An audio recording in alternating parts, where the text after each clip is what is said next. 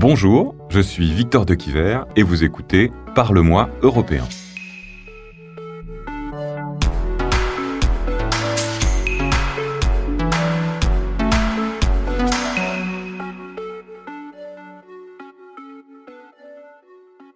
On est très dépendant des technologies états-uniennes et chinoises et pour le moment, en fait, rien n'augure une amélioration dans les prochains mois, dans les prochaines années. L'Internet des objets, le frigo connecté, la gamelle pour chat connectée, le bikini connecté, franchement, j'en ai pas besoin. Si on n'a pas d'objectif commun, je veux dire, à partir de la technologie, on peut faire tout et n'importe quoi. Et alors, quant à la capacité de l'Union européenne à contrôler ce genre de technologie, j'y crois pas non plus. Épisode 7. L'Europe a-t-elle un avenir numérique ? Course en ligne, télétravail, streaming, pouvons-nous encore imaginer nos vies sans les grands acteurs du numérique ?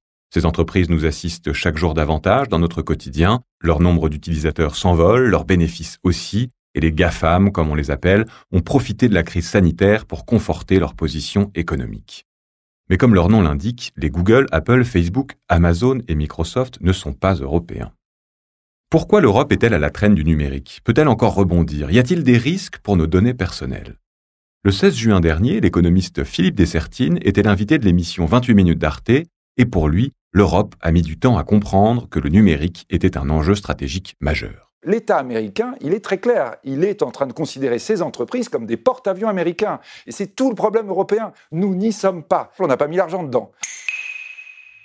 L'Europe semble avoir perdu la première manche de la bataille numérique. Sans compter que les BATIX, l'équivalent chinois des GAFAM, partent à la conquête du vieux continent. Ce qui pourrait s'avérer bénéfique pour la concurrence n'est pas une solution pour l'Union européenne qui peut se retrouver coincée entre ces deux géants.